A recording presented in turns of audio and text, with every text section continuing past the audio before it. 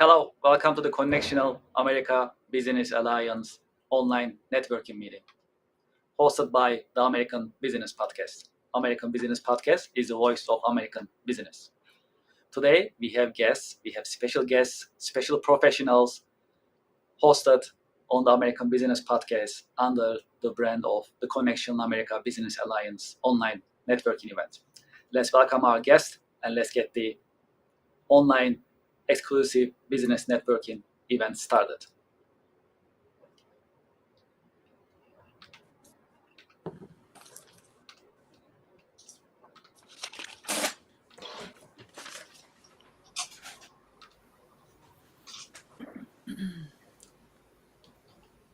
Welcome to the Connectional America Business Alliance online networking event. Thank you for being with us. So we have different subjects to cover today, and I'm very, very excited. If that's okay, we can get started with our subjects today, and we can get the conversation started. I like to start with introductions.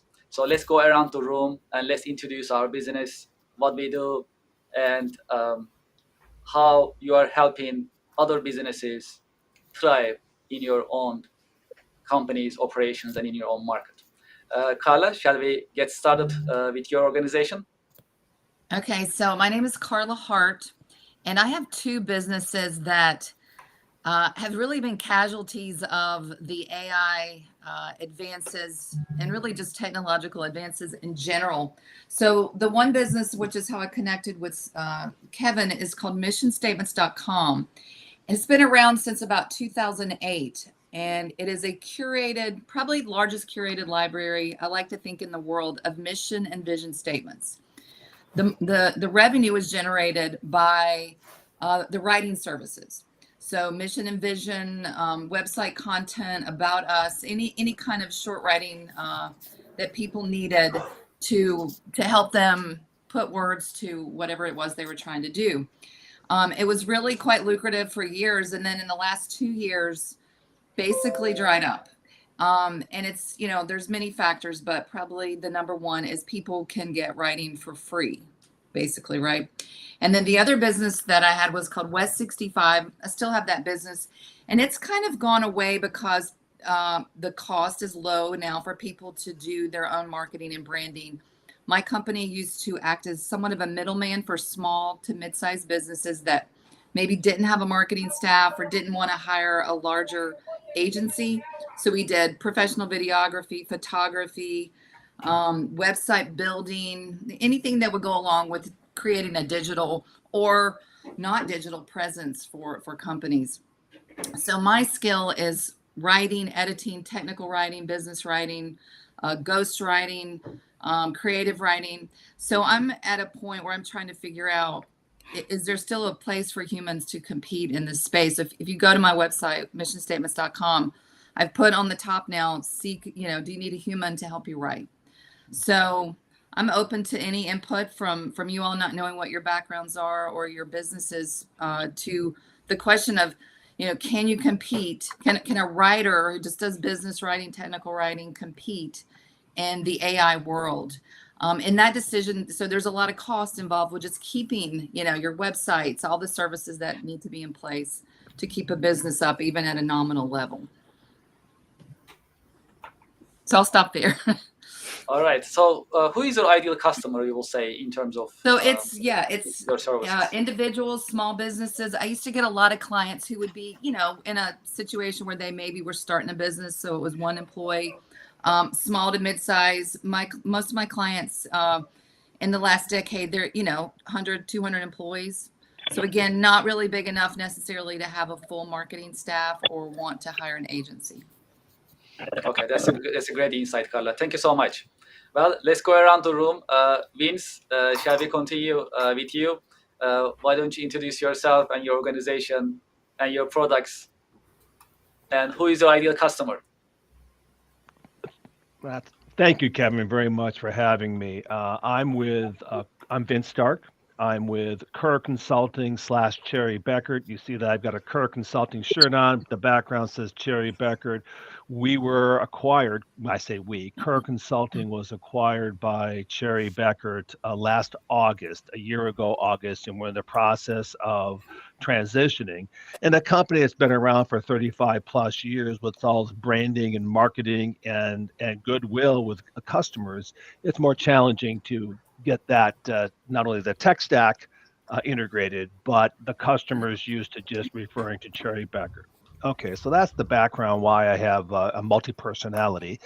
The Cherry Beckert is a CPA firm that specializes in tax audit and advisory. Kerr Consulting falls under the advisory portion. So my background in Kerr Consulting was, while we had CPAs and accountants on it, we really weren't doing tax audit. We were doing helping customers find accounting information systems, human capital management solutions, and I'll define that term. It used to just be payroll, human resources, and time labor management. We all love acronyms in the tech sector. So human capital management, CRM, anywhere where we can help do business process review and automation. And unfortunately, yes, that does include embracing AI. Carla, we'll come back and catch up later on. Okay. I've got some ideas for you. Thank you. And so we have a variety of different products in the accounting arena, from small business all the way up to quasi enterprise. We're not tier one. We're more, tier 2, tier 3. And if you look at a pyramid, tier 1 is going to be that Fortune 500, maybe 1,000. And there's a much broader business opportunity in the tier 2 to tier 3. And the products we sell and support go up and down. So very large organization, multiple locations. By being acquired by Cherry Beckert, we have really opened up our services that I can promote. My title is senior consultant, I guess. Yes, I've been doing sales, implementation, and support for 35 years of accounting information systems and human capital management. And now we have these other services that we can offer to our clients. Again, tax advisory, and it just really opens up the business opportunity for us. We probably, I started with Kerr Consulting when we could have a company meeting around a kitchen table. And now when I go into our company meetings online, Randy Swearingen, who is my other long-standing employee with Kerr Consulting, we just are amazed at the number of people. And that's not really including the Cherry Beckert people, just how big Kerr Consulting. So offices nationwide and specializing in helping clients get through the noise of the best accounting information systems, human capital management, job costing, construction. Our marketplace is very diversified. So Kevin asked me, can you give us a profile of your customer? And it's difficult. I have not-for-profits. I have manufacturers. I have family offices or private equity. We have, service organizations and construction. So it's a really broad base. Now, I'm not doing all of that. We have talent in different parts of our company, but there is not really a way for me to say specifically which customer is perfect for us, because we have such a diversification of talent that can address needs for a multitude of customers. I appreciate it. Thank you, Vince. Thank you for these insights.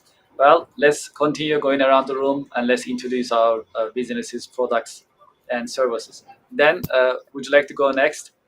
Absolutely. Thank you, Kevin, for having me. Thank you, group, for being part of this. Name's Dan Stieglitz, President of CS Worldwide. We are process improvement, internal control, and automation specialists. We work with companies in all different fields, mostly food and beverage, data services, inventory management, professional service companies, in reviewing holistically what their processes are, from sales to distribution of those sales, either at shipping or distribution of services, and everything in between. And what we do with them is we figure out how to make that process more efficient, effective, controlled, and bring in automation. Many of my clients, we talk about AI, say, oh, that means AI. And I said, no, it doesn't. AI is much, it's really immature right now for bringing in to automate companies. And we always use the crawl, walk, run type of a scenario where we tell them, let's figure out where we can make our processes more efficient and effective, where we can automate processes so they can be done over and over again and get rid of detailed human involvement. So our human resource, can be used for what we want them to better effectuate what decisions are being made and not entering data. And then we bring in AI to help enhance what they're doing.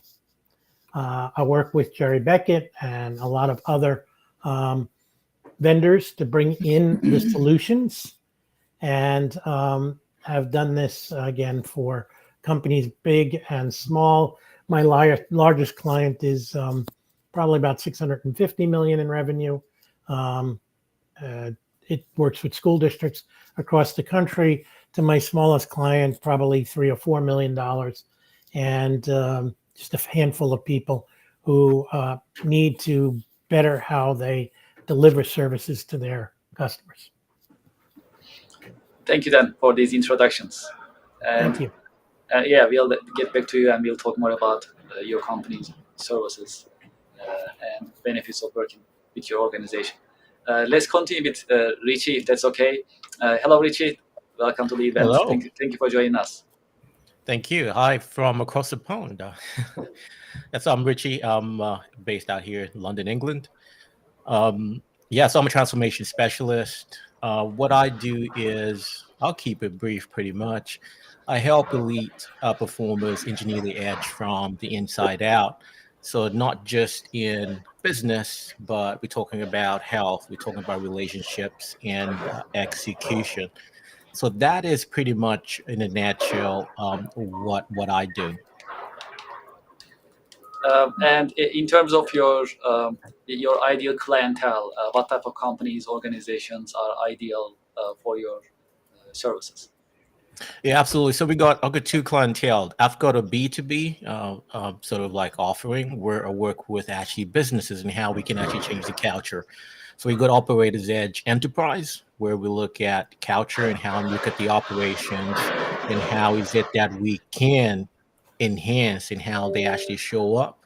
Not only just the culture, but the operations itself, so just streamlining the whole processes. Then I work with business leaders, the founders, CEOs, for the most part, meeting them where they are at that moment in time. So we look at personal systems, business systems.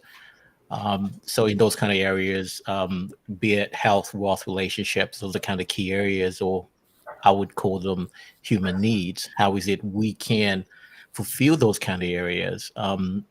As opposed to just being one-dimensional, sort of like success. How is it that we can win in all those areas without sacrifice? The key is scaling without sacrificing, without burnout. Burnout is so real in our business world these days. So this cuts across both in the case of in a business environment where we can actually introduce that as a culture, sort of like from not just from the top down, but from the bottom up, and how people can actually show up effectively. But that also goes to individuals as well, and how is that they can show up their best without actually burning out by scaling without sacrificing the things that matter. We're talking about their health, relationships. So that is pretty much in a nutshell what we do. Appreciate it. Thank you for these introductions. And we're going to dive deeper in the next round as to what you do and why should companies work with you and your organization. Thank you very much, Richie. Great. David, let's talk about sustainability. Can you please introduce your organization to our audience and other fellow networkers? Thank you. Thank you, Kevin, for having me. So I am the president of Pupfish Sustainability Solutions. We started 5 years ago And we all, my partners got together and we wanted to do something to help our environment. We focused on electronics recycling. We felt there was a lot of room for improvement in that area. And in the process, we became the leaders and experts in data destruction, since that is now such a key aspect of protecting data from start to finish. Pupfish, our data destruction methods are NAID AAA certified through iSigma, and that signifies our adherence to the highest security and the information destruction industry.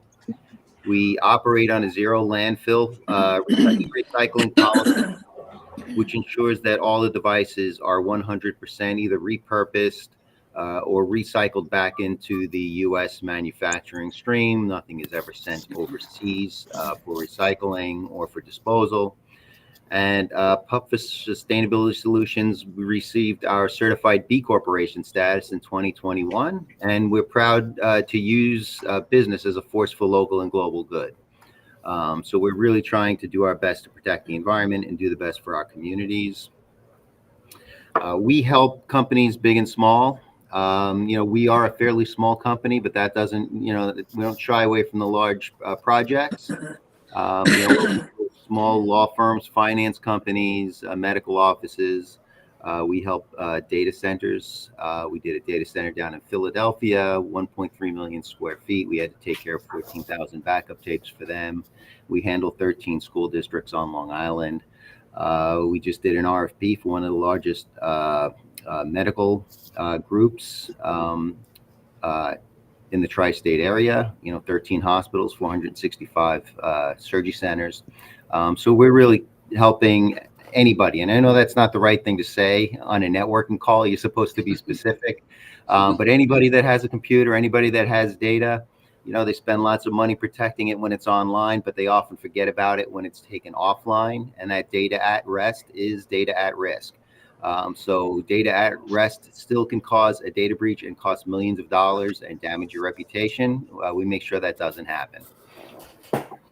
Yeah, it's critical and very important.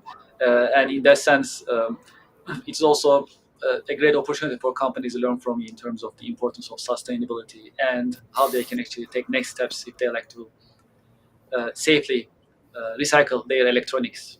So that's a great opportunity. Thank you very much, David, for the introductions. Thank you.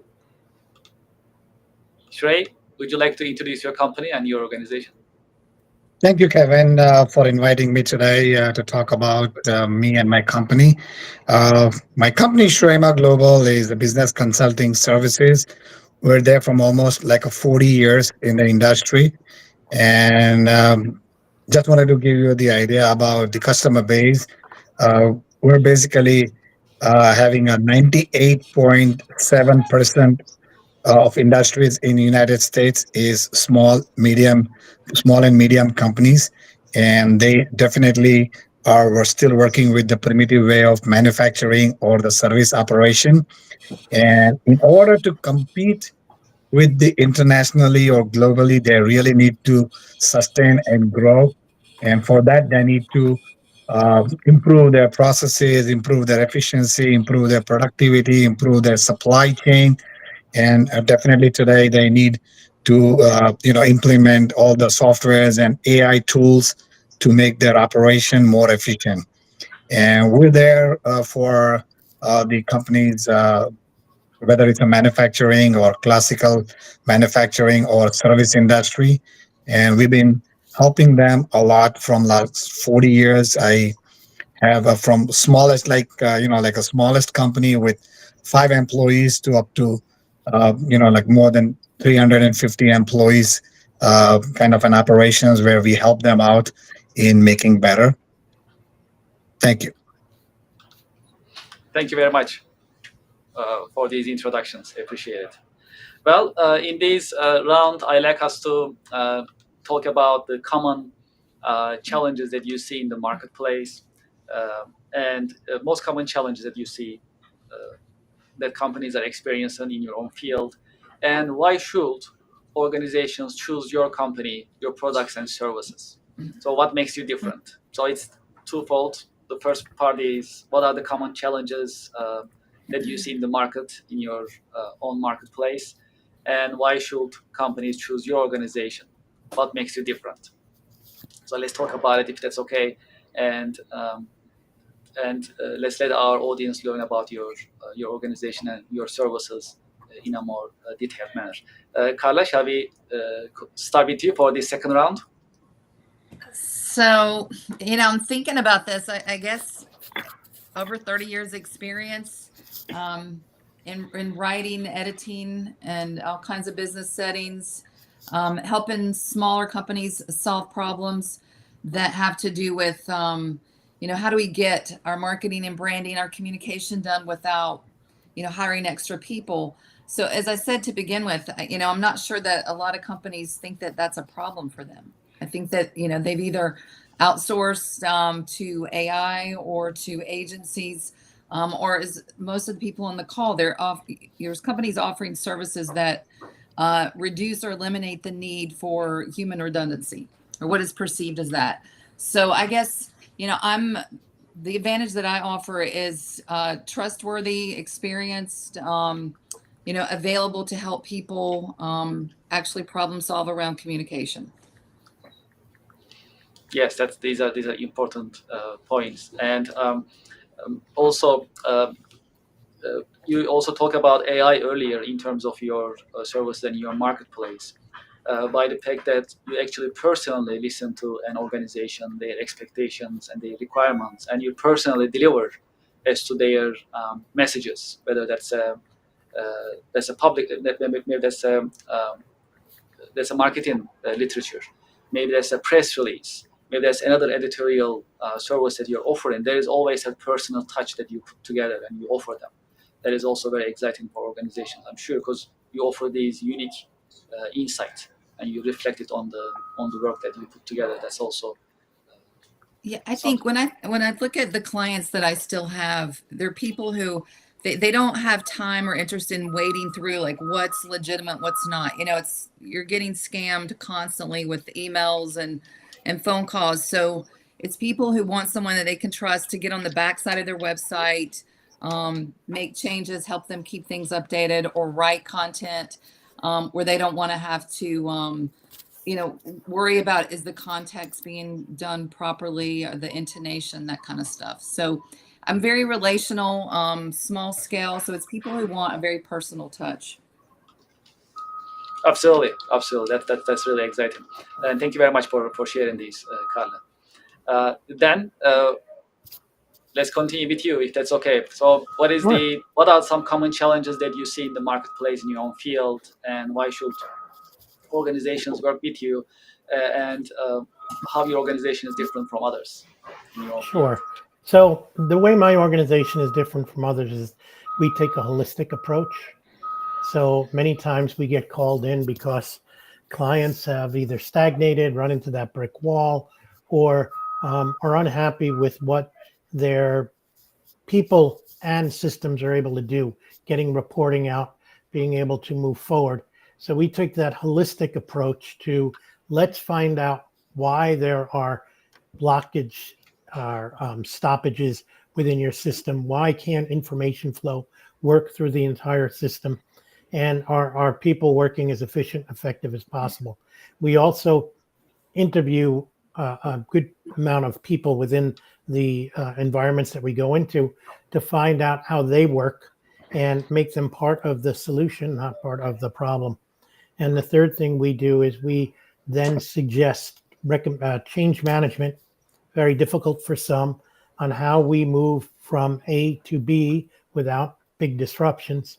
And the change management usually comes with change of software, sometimes change of people.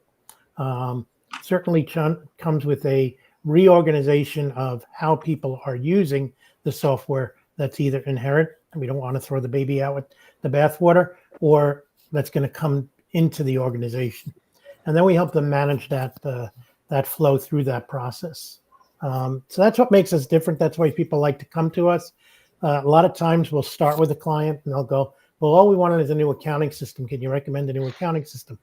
and I'll go, I can recommend 3 new accounting systems, and they'll all do accounting for you. But will they do the accounting that you want? Will your people use them? And will it make you more effective managers and leaders for your company? And then they sit back and they go, okay, so what do we got to do? And we'll go through this iterative process of interviewing the people, making them part of a solution, bringing that solution to bear, and then working with them to make sure that when we're changing that, or after we've implemented, we're doing a post-implementation review, make sure everybody's doing well. So that's our whole holistic viewpoint for our customers. Again, many times I get customers that are experiencing an issue and they need to put the puzzle pieces back together because they're all on the table, but they just can't. They're in the mix of it and they can't see how to put that puzzle back together, and we help them do that. I appreciate it. Thank you very much, Dan, for these insights. Vince, shall we continue with you in this round? Please. And I was listening to Daniel talking, and there are so many things that are currently challenges out there, and Carla as well. I mean, look, where do I start? We're finding that there's this generational shift. I have customers, clients that I've been helping for quite some time. I have a client that is working in the 3rd generation. So the point to this discussion is that we're having this generational shift, and many early adopters of transitioning to new systems have done so, and the remainder, there's fear and loathing, uncertainty. Daniel talked about, transformation can be disruptive. It can affect not only, and again, for the accounting staff, and it can be very disruptive because automation, good, bad, or indifferent, is going to potentially, and not could replace somebody. And in fact, part of our technique for having a conversation is, can you continue doing what you're doing without adding full-time equivalents? Are you expanding or contracting? That's the first question. If you're expanding, can you continue doing what you're doing without adding full-time equivalents? And is the talent out there for you to hire? And those are 3 challenges right there, talent. And so when we talk about coming into a new information system, accounting information systems, human capital management solution, or any business process improvement, there is the old guard, anybody that, like me, my age, there's uncertainty as to whether or not this challenge will be disruptive and affect me personally. And so we're seeing that hesitation, people not really sure how this will impact us. AI can be wonderful in certain aspects, and it can be very hallucinogenic. There can be false information. Where AI shines in accounting software is you get the AP automation and in some case AR automation. So we're not having, historically, some accounting departments for mid-sized companies, they might have had 3 or 4, even 5 people in there doing different roles. Now we have 2 or 3, in some cases 2. So those are some of the challenges, and our approach is to mitigate those fears and uncertainty. And what differentiates us is on the back end. Once we're done with the implementation, everyone's happy, and now it comes to support. I'm a big advocate of, we answer the phone. So what we're seeing in the marketplace with a lot of our competition is they want the customer to go out and go into a website, log a ticket, and unfortunately, I don't want to sound too disparaging, 20-somethings don't have the skill sets to have a conversation. They want to try to resolve an issue by email or text. Now, this boggles my mind to no extent. I cannot solve a customer's payroll issue. Well, more importantly, I need to get payroll out. It's a Friday pay date. I have until Wednesday afternoon to deliver it. On Tuesday, I discover an anomaly with the software. The last thing I want to do is go log a call and wait for somebody to get back to me. No, we still have a logging system, but we have a guaranteed response time where we'll contact the customer and say, hey, I'm in the middle of a podcast. I'm in the middle of a meeting. I will get back to you. Or I can have Randy respond to your question. I have more knowledge of your personal experience, but I can get back to you as soon as possible. The point to this is we are going to solve the issue by calling. I had a recent experience with one vendor that was exchanging emails with a client for 3 days. And I finally picked the phone up and went up the food chain to the director and said, you know, this whole thing could have been resolved in a 15-minute phone conversation. Now we have a dissatisfied, disgruntled customer and an employee that is reluctant to pick the phone up. So Kerr Consulting, Cherry Beckert, personalized service, making sure we're following up with the customers, making sure that, and even after the sale, even after we have solved a problem in the tech support, we're making contact with the customer just to see how they're doing. That type of personalized service is invaluable, in my opinion. That personal touch that you mentioned is really precious. And to your point, it's getting less and less. That human touch, that one-on-one service is getting less and less, which is in your favor. In that sense, Cherry Beckert Kerr Consulting can make itself differentiate itself. If I was going to get into my soapbox and tell anybody on this podcast that's in this, and I think we're all in the service industry in some regards, that ability to talk, certainly that we have to talk to people. And unfortunately, we're seeing talent out there that has grown up with technology where they don't have to talk to people.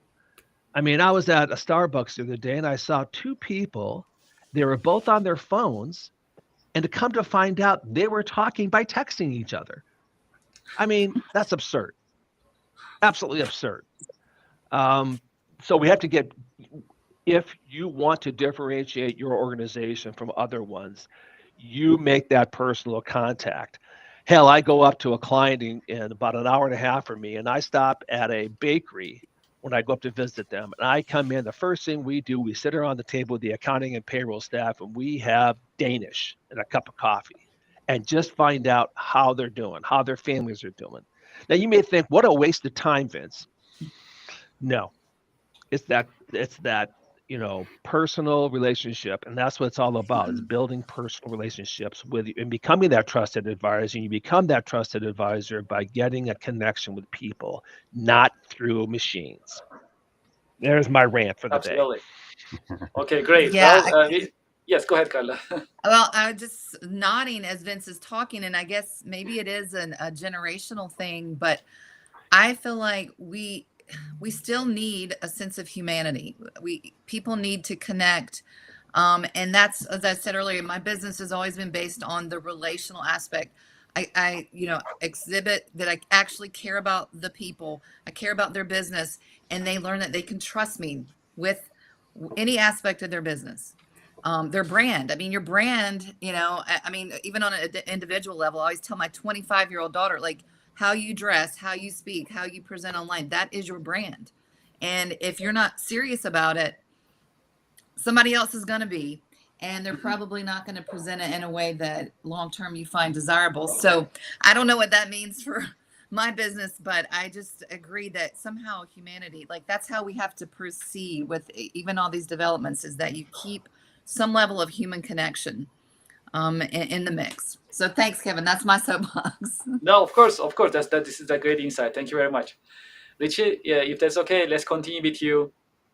So my question is actually twofold, right? So what are the common challenges that you see in the marketplace, in your own field, and why companies should choose your organization, your services? How do you differentiate yourself? Well, question after question. So it's a loaded question, so take your time. I know it's quite loaded, but I think I think with what has just been said here, I think there is a lot about how AI technology and everything is taking over. But I think my background, I spent about 20 years building systems in the banking industry, so I know I've known systems, I've known scale, but I've also known burnout, right? So for me, the challenge I did see is there's so much emphasis on the tools, be it the last 20 years in building systems, but I've seen that in the businesses I've worked with as well in the past. There's so much emphasis on the tools, the strategies, and neglecting the very operator behind those tools, right? So we're looking at how is it that we can have this new system, this new hack, but those systems can be better utilized. Those can be better levers if the operator behind it were actually operating as they should. So there's so much we live in this now hustle culture, and that is so prevalent. And at times we just drift without actually realizing that case. So yeah, so what I do in my case, what I've been doing, and that's what Operators Edge comes in, is looking at it from a different lens, as opposed to looking at just as the tools. But we start with the operator. How is it we can upgrade the operator behind it all? Then everything else flows so much better, right? How is it that we can win in all these areas that matter? It's not about the next level is not predicated on more hustle. It's predicated on you being the better operator, because when the operator is strong, everything else scales so much faster, cleaner, without burnout. So I think that is what we do, and that is what I've seen. I think happening so much in the marketplace, be it in businesses, be it in our own as entrepreneurs as well. That neglect, and at times it's just that awareness. And yeah, that's what I do, is bring about how we can build people systems and bring humanity back to life. I like what Dan was talking about earlier about the holistic part as well. I think holistic is a key word there. How is it we can look at it from that perspective, as opposed to just looking at the tools? What is a new tool that's coming up? AI, right? How do we bring that personality to it? What Kyle has just been talking about. Yes, that I think we can shift that as well, because there's no way AI can ever replace a human being, that human touch that comes with it. Things like stories, right? What can we bring to the marketplace that will bring that humanity back, as opposed to all these looking at more about just the tools as opposed to the operators behind everything, in a business and in the operations and everything else. I appreciate it, Richie. Thank you very much for these insights. Kevin, if I might, just to piggyback off of Richie's comments, Sure. When we go in to do an implementation or during the sales process, we will, a lot of times we're dealing with the C-suite, the controller, the chief financial officer, in some cases the chief executive officer, or in some cases the production. And the first thing we ask is, can we talk to one of the things, well, not the first thing, one of the things we ask is, can we talk to the individuals doing the work? You may have, and more importantly, get their sense of how this will impact them. Now, in some cases, they don't want to do that because their goal is to reduce headcount, and that's unfortunate. I believe always that we should repurpose someone's skill sets elsewhere in the firm. That's me personally. It doesn't always work. But the point that Richie had said is that getting that personal connection and finding out, because getting the buy-in from the actual folks that are going to be using the solution is much more productive and makes it a much more successful implementation. There's my rant. I love that, Vince. Just to add on to that, because that's exactly the problem I've seen, right? In the system, we've been building systems for the last, how many years now? And what I saw is that same buy-in, because it's always top down. You got the guys at the top saying we need this system, we need to put it in place, but you don't have that buy-in of actually the users of those systems. So you find you spend millions and millions on those systems, which drive billions, but they're being underutilized because the people that actually use them are actually not buying into it. Absolutely. So that's where that shift needs to happen. Yeah, exactly. I appreciate it. Thank you, Richie. Thank you, Vince. David, shall we continue with you in this round? Sure. What are the common challenges that you see in the marketplace, in your market, and why should companies choose your organization? How do you distinguish? How do you differentiate yourself in the marketplace? Yeah, I mean, our challenges, I think, are pretty different than what everybody else is facing. I mean, I understand what you guys are going through. I was the CFO of a company, manufactures satellite communications equipment with over 600 employees, and I implemented an ERP system, so I definitely feel your pain. But it's something that you can eventually get organized, and it's great for the company. Really helps.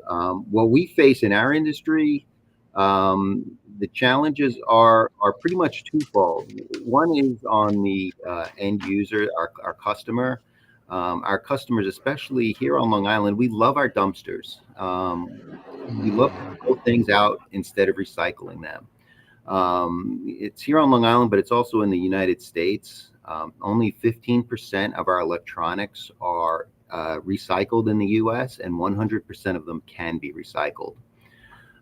And that's huge for two reasons. First of all, our landfills are comprised of only 2% of electronics, but they do account for 70% of the toxins in the landfills and around the landfills. So they are pretty toxic. They do cause bad things to happen, and they don't have to be there. The other thing is, if we can reclaim all of these precious metals, we don't have to rely on other countries or mining of those metals to come here in the United States. They're already here. They're already in our devices. We can reclaim them and reuse them. So we have that challenge on the customer side. The other thing is, customers don't like to pay for recycling, and sometimes the data destruction portion of what we do. And we see a lot of companies will go out and greenwash. They'll talk about all the wonderful things they're doing for the environment, but when you dig down, they're not really doing too much to help the environment. And by recycling electronics, that's a huge way they can help. And things like our reporting, and I'll get into some of the reasons why companies would choose us.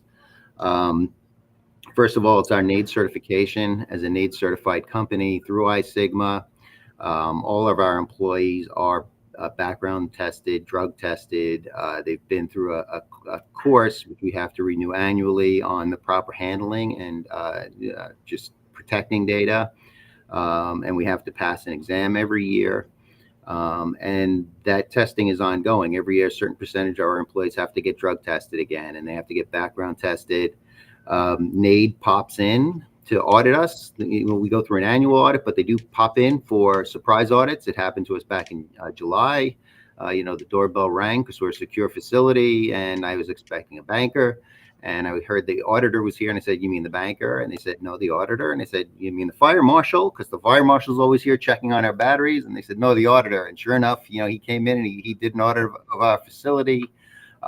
We passed with flying colors, but we always have to be on our toes. And there are times where he follows us out on pickups without telling us to make sure that we are handling devices properly in the field also. Wow. Part of that NEED certification too is our reporting. So we'll go in, we'll do all the heavy lifting, right? Companies should use us. We do all the heavy lifting. We bring the devices out to our vehicles, which are all GPS tracked, come back to our secure facility. So that allows their staff to do things, especially the IT staff, to help their company run and operate, to keep people running smoothly so that they can make money. It also frees up space. There's a lot of valuable real estate that's out there, piled full of electronics that don't need to be there. And some companies will even try and maybe sanitize devices on their own through various means. Drilling holes in them doesn't work. Shooting them with a shotgun doesn't work. Burning them in a fire pit doesn't work. Putting them in a pond doesn't work. I've heard all of these. I've seen all of these. It doesn't work. One of our first customers, I went in to do a pickup, and I felt really bad for the guy. Really nice guy. They're a repeat customer. We've helped him a lot of times, and he was so proud that he had spent the last year and a half sanitizing all of his devices so we didn't have to do it. So I told him, as a NAID company, we have to assume every device has data on it, whether you've said it's sanitized or not. I said, so I'm going to have to go in and sanitize it or destroy the drive anyway. I said, but what took you a year and a half to do is going to take me less than 2 days to do. So really, he spent a lot of time, taking care of something that didn't have to be done that we could do. And then also part of what we do is we provide detailed reporting. So we'll document every device that comes in, especially those that have data with a make, model, serial number, and a weight. And then say it's a computer and it's got a hard drive in it, we'll document that too also in the device that it came out of. So there's traceability back to the device. So, you know, we've passed HIPAA audits, we've passed CMMC audits, we've passed EDLAW audits with our reporting. So, I mean, it's a reason to use a certified company. And, you know, one thing we also see is that oftentimes the IT companies or the MSPs will take back devices instead of going through a company like Pupfish, and they're not NAID certified. And although we want to hope that they're handling data the right way, you're not sure that they are. And I can just point to something that happened this summer. So, you know, for those of you that are local and have visited us, you know that my dog Guinness comes in to work with me quite often. And one Monday morning, I went to take him out back for his walk, and I tripped going out the back door. And I tripped over a pile of electronics that was left on our back porch, our back door of our facility. So, you know, I yelled in, "What's going on?" And we checked our cameras, and sure enough, it was an IT professional, somebody who's trusted in the community, had dropped the devices off on a Sunday afternoon before the Monday. They were hard drives in there with data. Now, we don't look at anybody's drives, but this one I had to at least see if there was data on it before I called them and yelled at them. Sure enough, there was data on it. There were computers left out there. There were switches left out there. And, you know, his customers had given him this equipment, assuming he was going to do the right thing. And I think assuming that somebody's going to do the right thing is the wrong thing to do. You have to make sure you're using a certified professional to discard these devices, especially the data. So, you know, the NAID certification separates us from your typical recyclers and your IT companies that may take data back. And what separates us from the rest of our competition is that we will degauss your standard hard drive. Basically, that's a process of demagnetizing the drive. 99.9% of our competitors will shred an HDD. And although that's great because it's very hard to put those pieces back together or get data off of them, you still can. That data is still there. The data is not gone. So in the degaussing process, the data is gone forever. And that's one of the things we do at Pupfish. No data leaves our facility in any form. And our degausser is on the NSA's list of for the most confidential information that they have. So that's kind of what separates us from our competition that is maybe NAID certified and doing it the right way. Great insights. Thank you very much, David. And how important it is actually what you do in terms of the sustainability, right? The recycling part, also the destroying the data. For sure, professionally, these are really important the services that you're offering in that sense. Thank you very much. Thank you. Well, Shrey, you ready? Shall we continue with you? Yeah, hi. To answering to your two particular questions, I would like to say that why people come to us or what is the success story for us is about the accountability, sustainability, our innovative approach, and we always deliver more than expected. And also, we make sure that our strategy is such that it gives you a comfort level to the stakeholders or the owners, so that they would definitely would want to make the improvements in their companies, and they would definitely would like to hire us for their improvement in the processes. I appreciate it. Thank you, Shrey, for these insights. Well, in this round, in this next round, let's talk about the million-dollar question, which is the AI. So in your view, how do you see AI is impacting businesses in general? And as well as in your industry, how do you see the impact of it in general? So if you can share your insights, that'd be great. As a matter of fact, yesterday, Shreya and I, we went to an event. We were at a manufacturer's location, and we had similar conversations with manufacturing experts as well as other business professionals. How is the impact of AI in manufacturing. So it's a mix, right? There are different takes in that sense. How AI is actually impacting currently, and how it will be continue impacting businesses and business practices. So let's share our insights in this round, if that's okay. Carla, if we can start with you, that'd be great. You shared some of your insights actually earlier in terms of the impact of AI in your own business. Anything else that you like to share in your business, as well as impact of AI in business in general? Yeah, so obviously I'm not an expert in the use of AI, and I understand that it has a very important place that is still evolving. I think I already said my piece that I think that somehow figuring out how to keep the humanity side alive and understanding that humans still, need to be included, and their lives, everybody has a life and they want to feel like they're contributing. I mean, that's the dignity of work. Everybody, we're made to work, and a sense of being silent. I mean, we've seen this in our country, really in all developed countries, right? Where replacement of, people's jobs with the idea of making things simpler, faster, offshoring. So yeah, I just hope that there's still a place for people who are trying to help keep the humanity side alive.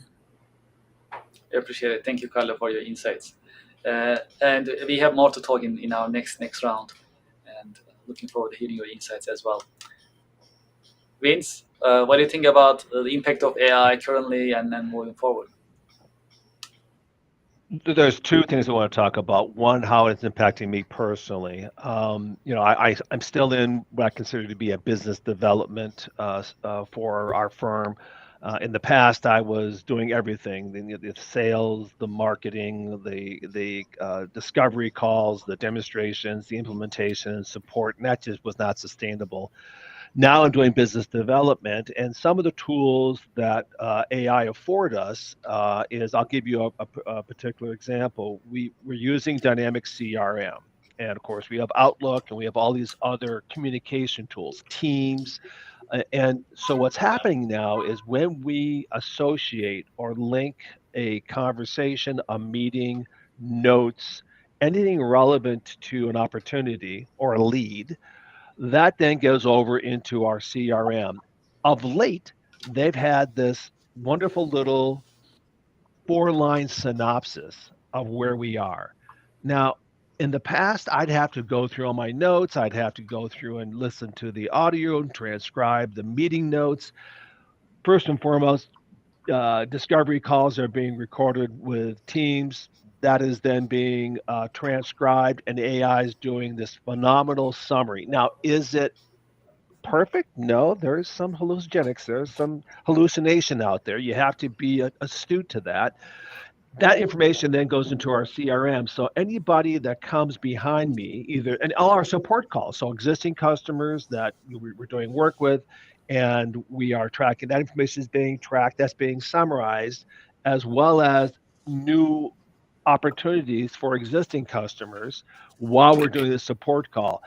The point of this is that we're getting this, relatively speaking, short synopsis of the last 4 or 5 points of contact with a lead, a customer, a lead, or opportunity.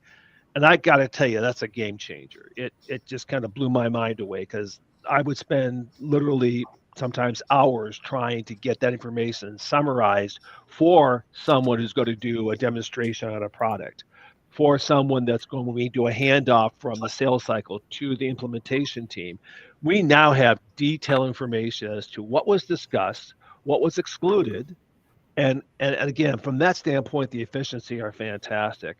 From some of our customers, I'm going to give one small example, and I'll move on, let other people talk. The procure to pay situation. You're looking at, if you're a manufacturer, distributor, or in construction, or anything where you have you're buying stuff, right?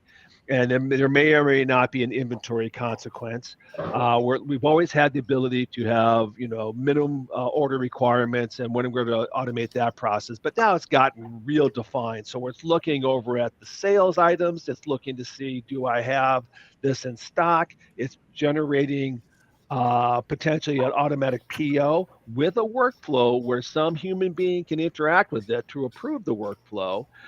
Then we have the invoice that comes in, and it used to be the AP clerks were taking that stuff and keying it in. With OCR and artificial intelligence, we're getting people that are, all that information is being scanned, is being OCR, it's being populated. Again, a human can then review, validate, and three-way matching, of course, from the purchase order, the shipping tickets, and the AP invoice. All that process is being automated. I mentioned earlier in our conversation, some of our customers used to have 3, 4, 5 people in accounting. And with these automations now, we really are seeing efficiencies where an AP person is really reviewing and validating data that's coming in as opposed to keying it into a system. So those are some of the positive aspects of AI. The more negative aspects, as we've already talked about, it's just disruptive, and it can eliminate people who may have been loyal employees. And the real goal here is whenever we have these conversations with prospects or customers is what impact will this have on your staff, and can you repurpose that staff member to some other, or redefine their role so they're adding value to the process as opposed to doing relatively rote data entry. Appreciate it. Thank you, Vince, for these insights. Appreciate it. How about you, Richie? What is your take on the impact of AI on business and business in general? Yeah, that's a good one. On my view on AI, I look at AI more as a tool, not so much in the case of replacing the human, because I think the way I look at it, whatever it is that we're using AI for, it still has to be driven by that human touch to it. Like in Operator's Edge, we got 3 areas we focus on. The very first one is all about energy, because energy drives execution. Then the second area is all about the builder, which is about systems, because if you don't have systems, you become the system. And the last one is all about relationships, because relationships pretty much fuel everything. So it's more about the middle part, right? I don't think energy systems AI is going to replace that. But what it does, it's about creating that bandwidth by having systems, because if you don't have systems, you become a system. So what has been very, very helpful with my clients, and for me personally, is part of it actually what Vince actually alluded to in the streamlining of processes. We have in the pillar for, say, the systems, which we call DARE, there is the automation, sort of like a process that we have to go through. And if it's something that you do on a regular, so some task that is very repetitive, it's either you delegate or maybe you automate it, so you can sort of like create that white space for more value adding stuff, because it's all about how is it you can scale without sacrifice. And that's how I look at AI, is more about that assistant, that tool that can actually help you execute faster and quicker. And it's been a game changer in a lot of ways in so doing. But at the same time, I don't think it should, or at this weight it's at right now, it's at that point where you can actually replace a human touch, because you have to direct it. You have to have clarity of vision. It's your purpose, right? Which then you have to pretty much direct that AI to go in that direction. Otherwise, it's just a jumbled amount of data or information that comes out of it. But you have to have that human touch to it, human mind in that thought and putting into that idea, so you can just execute quicker. So I think I look at it more just as an efficiency tool, as opposed to replacing a human being in case of like thinking and the execution part, which comes from the energy part of it. So, yeah, so for me, I think it's been a game changer from that perspective, because my work is more about how is it we can scale without sacrificing the things that matter the most, be it our health, be it our relationships, because those are kind of key. And with automating a lot of this stuff, you find you create that white space to be able to scale without burning out, but without scaling, without sacrificing the things that matter the most to you. I appreciate it. Thank you, Richie, for your insights. David, what do you think about the impact of AI on business?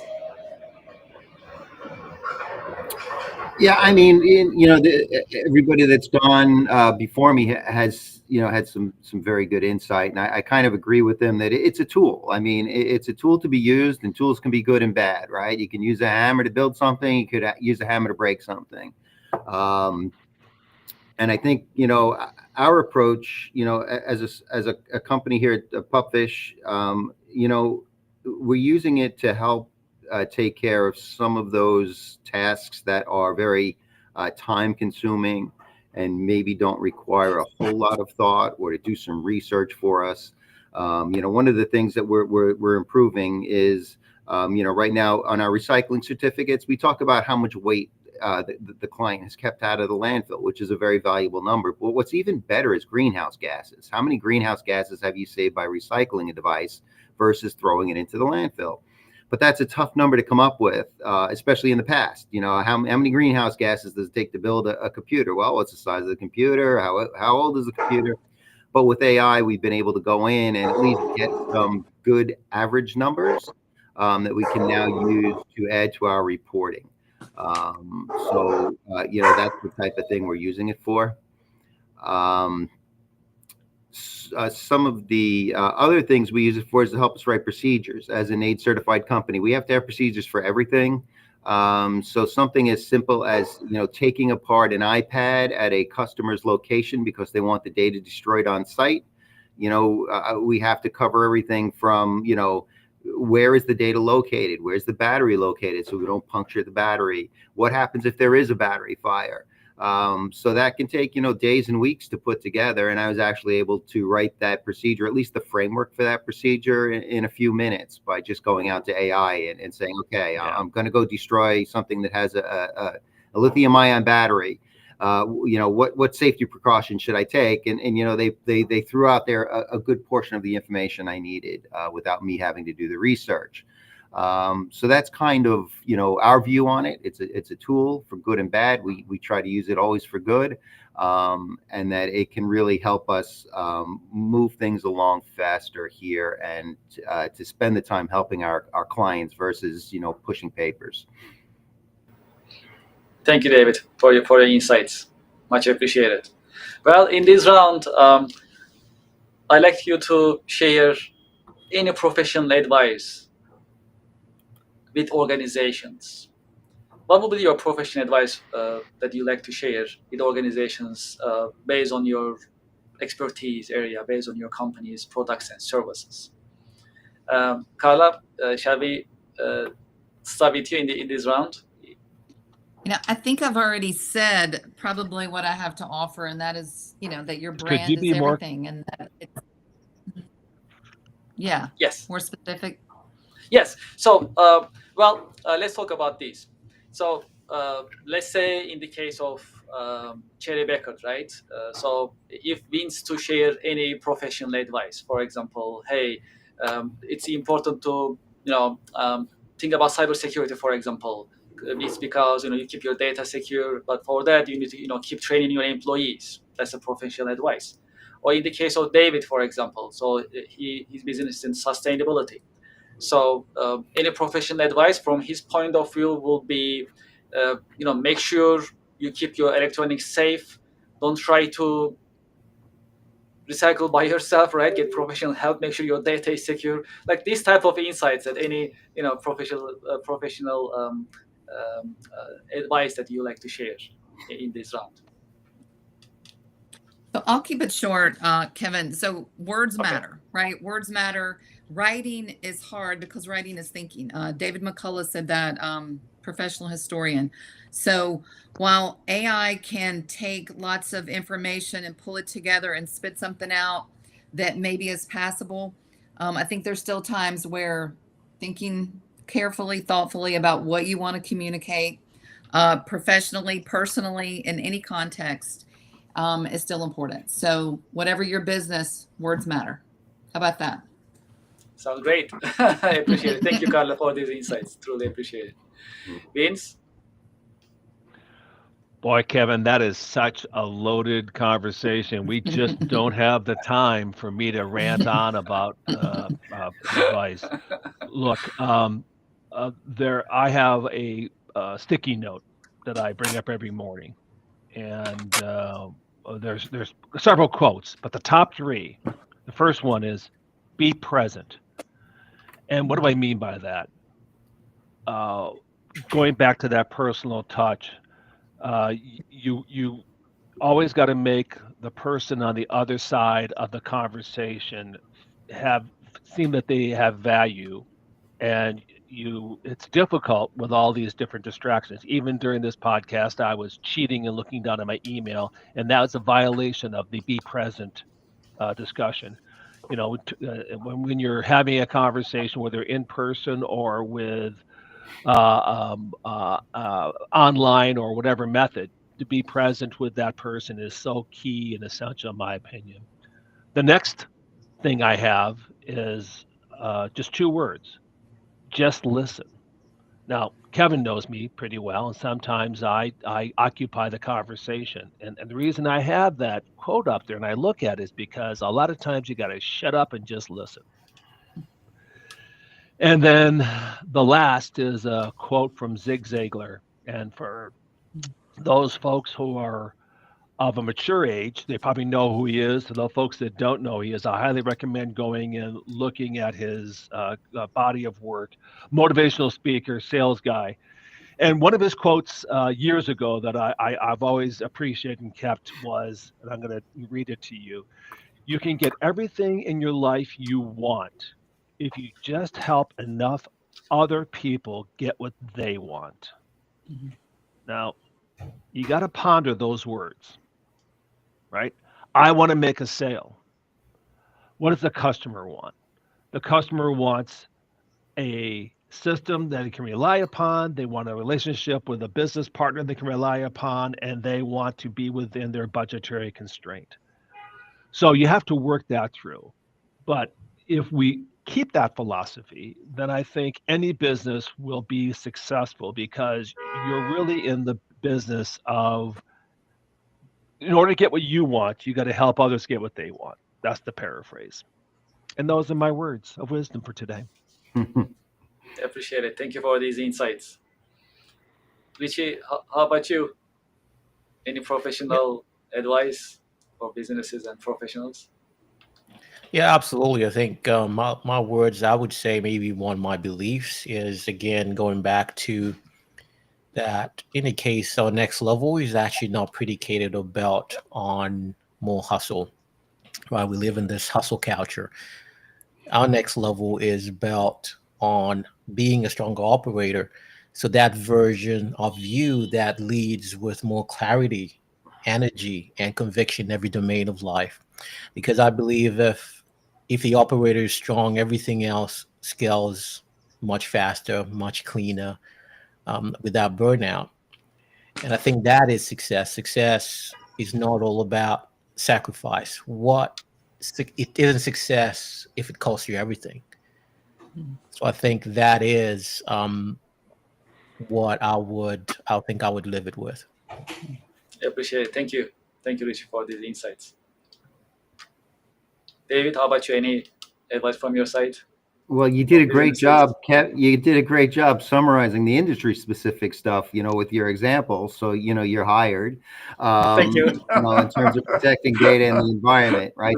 That's what we do. Our tagline is, we're passionate about the environment and we're experts in data destruction.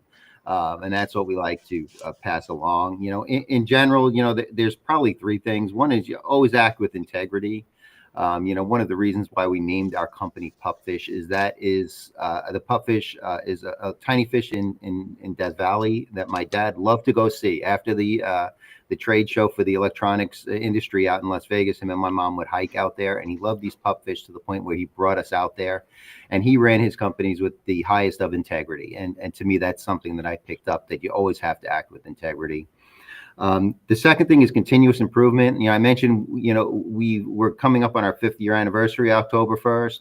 And, when we look back at when we started, the change in what has happened over the last 5 years is huge, but it wasn't one giant step. It was a series of very minor steps, multiple minor steps that got us to where we were going. And that continuous improvement has been so important to us, as it should be for all other companies. And the other thing I could say is keep learning. Our industry seems to get locked in on doing things the old way, which is why so many people are still shredding hard drives instead of degaussing them. And even on the recycling side, the whole process of getting the metals off the boards by smelting or by using toxic chemicals sometimes to get the metals off the boards is changing. I happened to see a Netflix show of a company in New Zealand that came up with this biomass that can do this process with the PC board using very little heat and by using no caustic chemicals.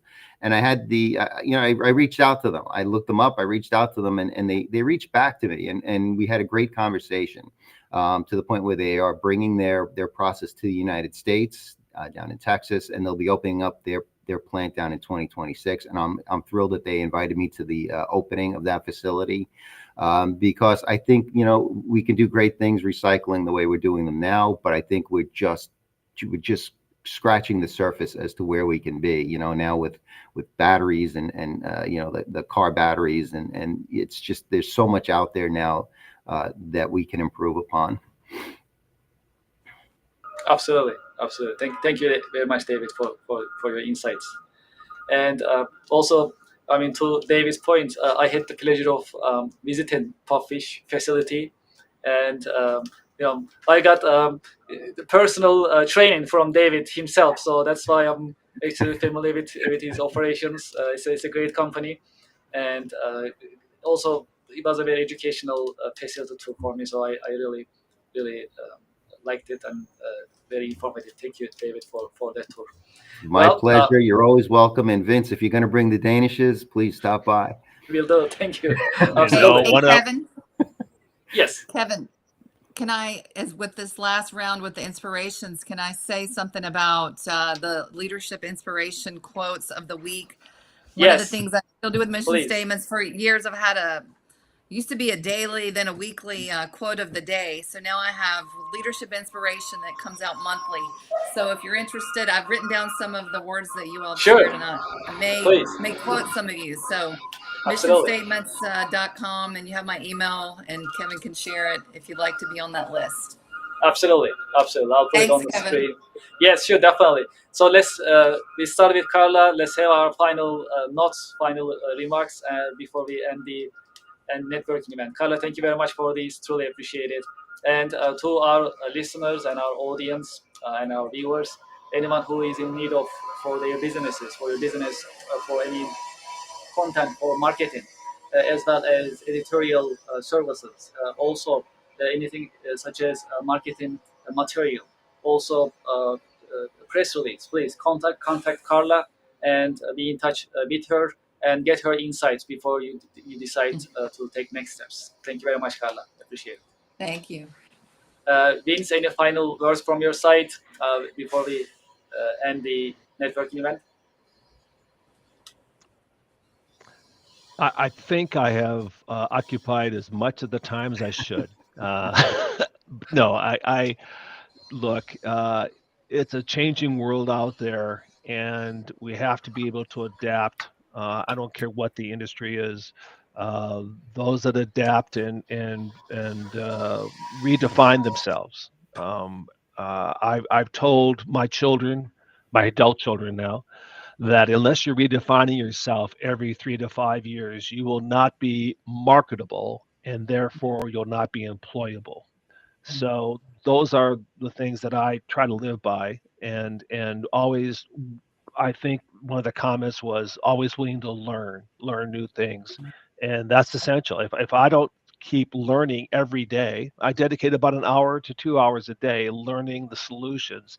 Maybe not enough to implement them, but at least enough to know what their functionality is so that I can promote them to my customers or have a conversation with my customers about how this will impact them. So constant state of learning.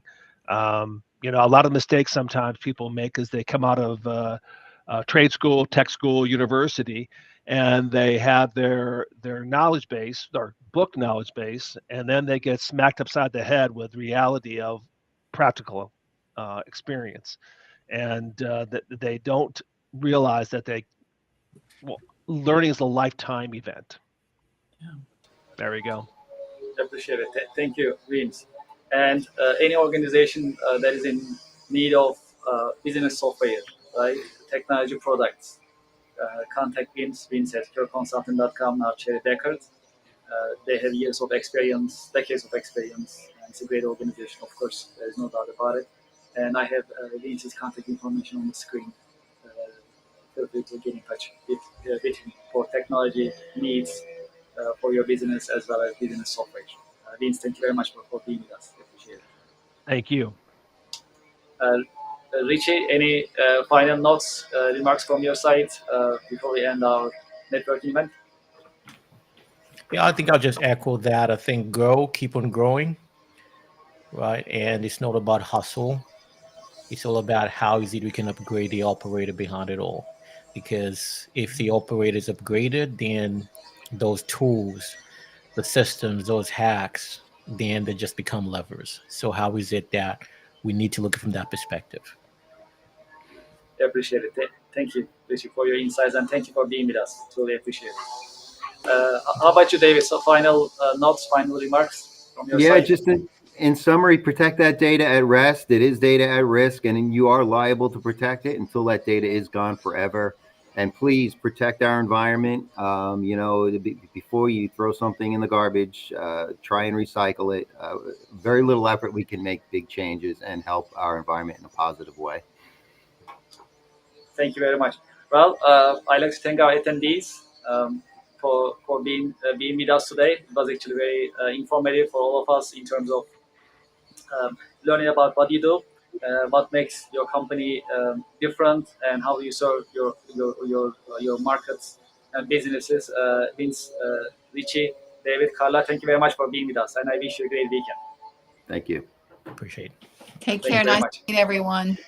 Thank you, Kevin. Thank you very much. Of course, Bye-bye thank you now. very much. Have a good weekend. Bye.